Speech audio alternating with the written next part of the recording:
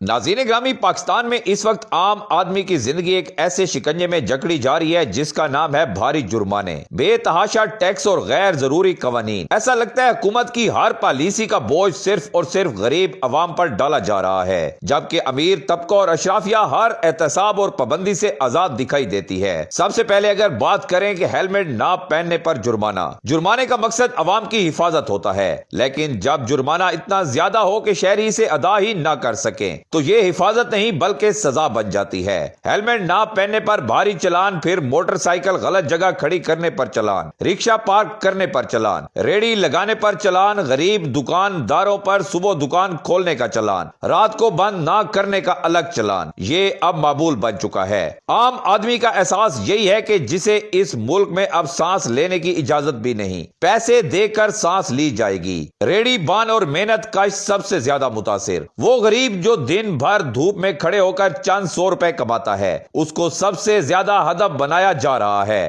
ریڑھی والوں کے خلاف کارروائی، دکانداروں کے خلاف مسلسل آپریشن، چھوٹے کاروباروں پر بھاری ٹیکس، یہ سب ایسے ہیں جیسے حکومت نے غریب کے رزق کے دروازے بند کرنے کا منصوبہ مکمل کر لیا ہو۔ ٹیکس کا بوجھ 60% تک پہنچ چکا ہے۔ پاکستان میں پہلے ہی مہنگائی نے عوام کی کمر توڑ رکھی ہے، لیکن ٹیکسوں میں مسلسل اضافہ، بجلی، پیٹرول، اشیاء خورد نوش پر غیر منطقی لیویز نے لوگوں کا جینا مشکل کر دیا ہے۔ مہینے کی آمدنی اور اخراجات کا فرق اتنا بڑھ گیا ہے کہ خاندان ایک وقت کی روٹی تک محدود ہو چکے ہیں۔ کرپشن صرف 2 سال میں 53 ارب روپے کی ہوئی ہے۔ حیرت کی بات یہ ہے کہ جس ملک میں غریبوں کو چند سو روپے کے لیے لائن میں کھڑا رکھا جاتا ہے، وہیں صرف 2 سال میں 5300 ارب روپے کی کرپشن منظر عام پر آتی ہے۔ عوام کے خون پسینے کا پیسہ، قرضوں کی رقم اور ٹیکسوں سے جمع ہونے والا خزانہ سب اشرافیہ کی جیبوں میں جاتا ہوا نظر آتا ہے، جبکہ عالمی ادارے اور میڈیا خود یہ انکشاف کر رہے ہیں۔ ایک طرف غریب پر جرمانے اور ٹیکس، دوسری طرف اشرافیہ پر کوئی ہاتھ نہیں ڈال سکتا۔ یہی وہ دورہ معیار ہے جس نے عوام کو شدید غم و غصے میں مبتلا کر رکھا ہے۔ قانون سازی بھی صرف غریب کے لیے۔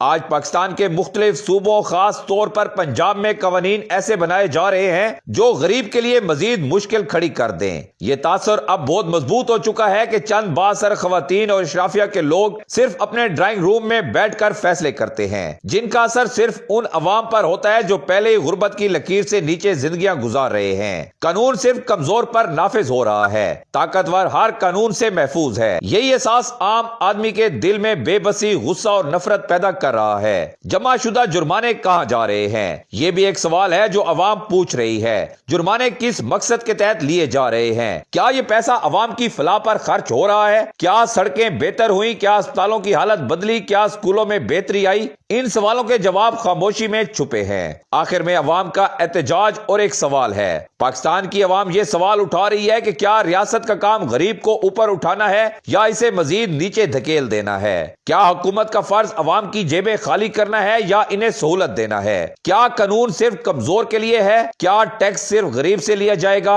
اور سب سے بڑا سوال، کب تک؟ ناظرین گرامی، معاشرے وہ نہیں چلتے جہاں قانون انصاف کے ساتھ نہیں بلکہ جبر کے ساتھ چلایا جائے۔ جب عوام اپنے آپ کو ریاست کے رحم و کرم پر مجبور محسوس کرنے لگے تو یہی کیفیت معاشروں کو کمزور کرتی ہے۔ پاکستان کو ایسے فیصلوں کی ضرورت ہے جو غریب کی زندگی آسان بنائیں، نہ کہ اس پر نئی مشکلات مسلط کریں۔